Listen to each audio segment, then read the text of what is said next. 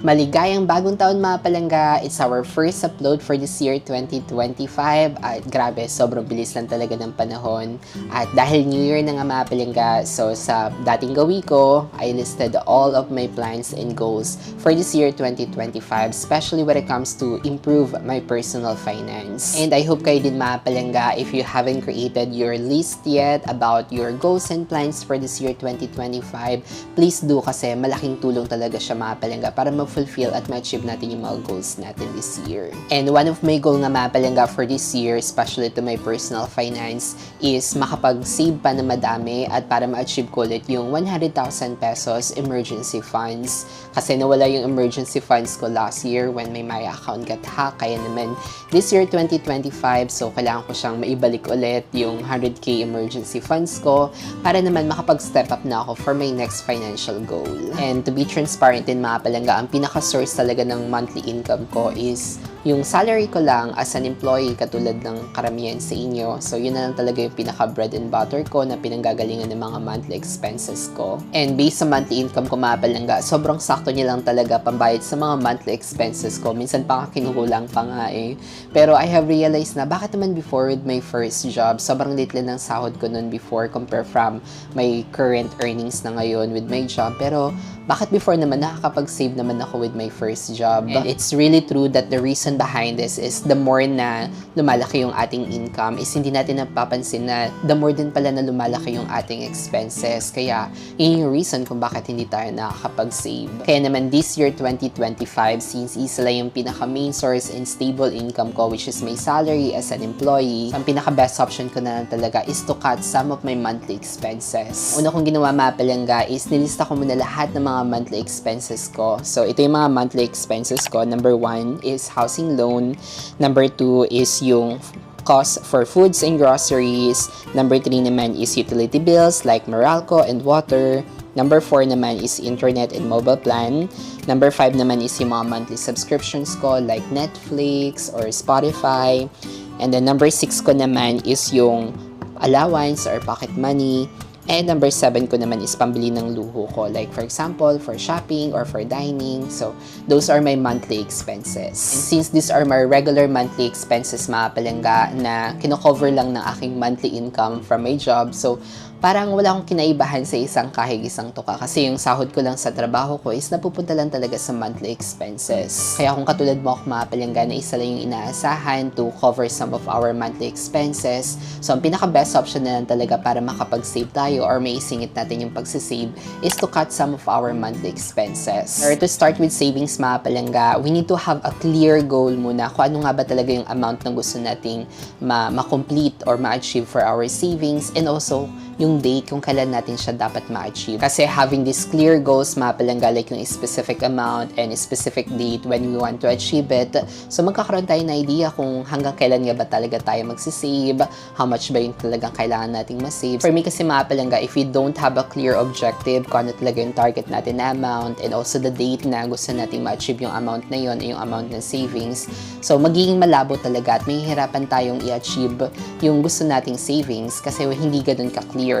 At ang mangyayari is mapapagod lang tayo kasi hindi natin alam kung saan ba tayo hihinto, kailan ba tayo hihinto ng pagsisave. Kaya naman it's really important na meron talaga tayong clear objective, what is the amount na gusto nating ma-save in total, and also the date that we want to achieve it. So going back, ang pinaka-best option ko na lang talaga para makapag-save or maisingit yung savings based sa mga expenses ko is to cut some of my expenses. And honestly, nagawa ko na siya nung year 2023 with my housing loan, nung nasa developer pa kami nagbabayad ng housing loan and we're paying high interest.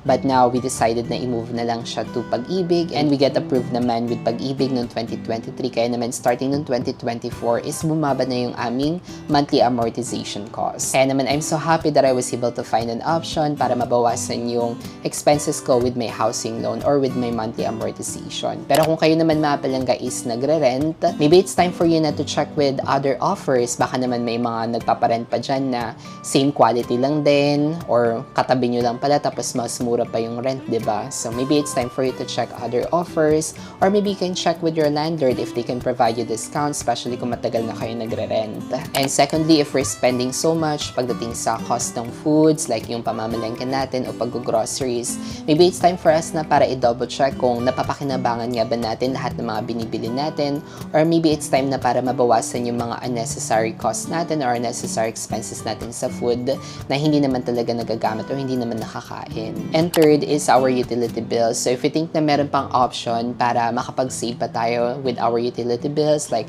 yung electricity and water consumption natin, so let's take that opportunity para mabawasan yung binabayaran natin sa kuryente o sa tubig monthly. Next naman is yung ating internet or mobile plan or mobile load.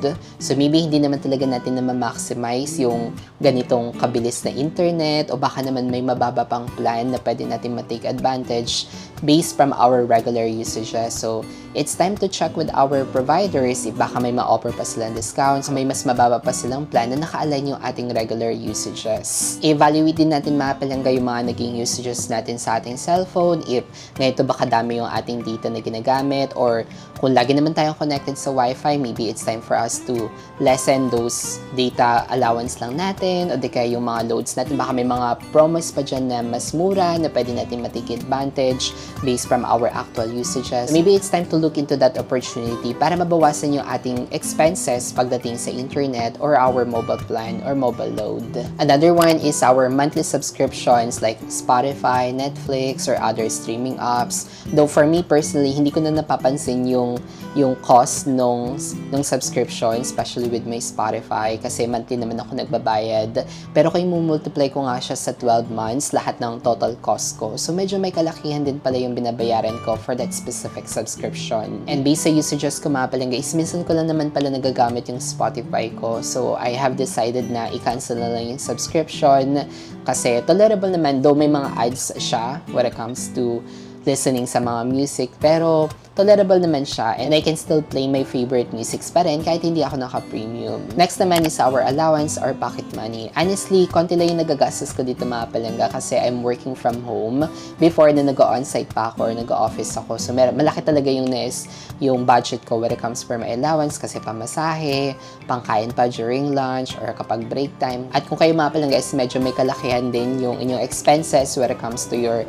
allowance. So maybe it's time for us to see possible options kung paano natin mababawasan yung ating expenses sa ating allowance or with our pocket money. Example nga mga palangga, kung lagi tayong bumibili ng meal natin from our allowance, maybe it's time to see possible options or i-practice natin yung pagbabaon na lang para makapag-save tayo ng pera. Or baka naman lagi tayong kumakain sa mga restaurants or fast foods tuwing lunch break natin. So maybe check natin, baka may mga malapit lang na karinderya na masasarap din yung pagkain na kung saan makakapag-save pa tayo.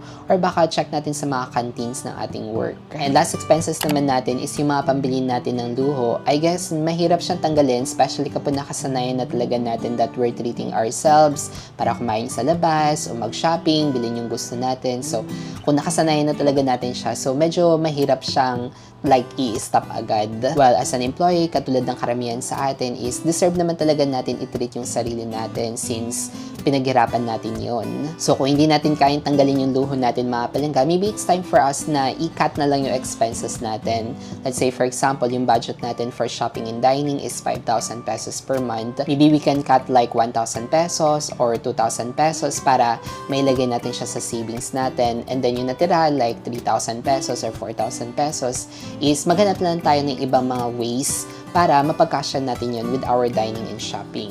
So maybe it's time for us to explore other restaurants na mura na pero masarap yung mga pagkain. Or maybe we can try other shopping stores na maganda din yung quality ng mga products pero mas mura compare sa mga laging pinagbibilhan or pinagsha-shoppingan natin.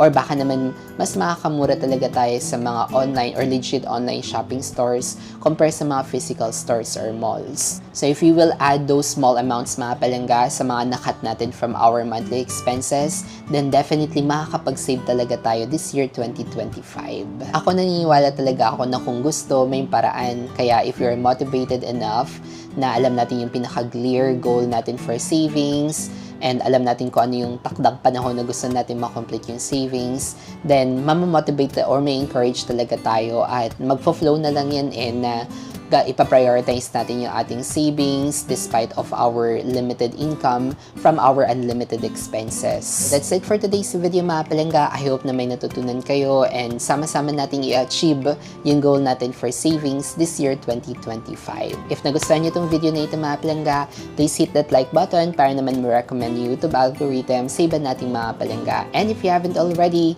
please consider subscribing to my channel for more contents like this. Again, this is John Paul, and always remember to be kind to yourself and to others. Have a prosperous New Year mga palangga!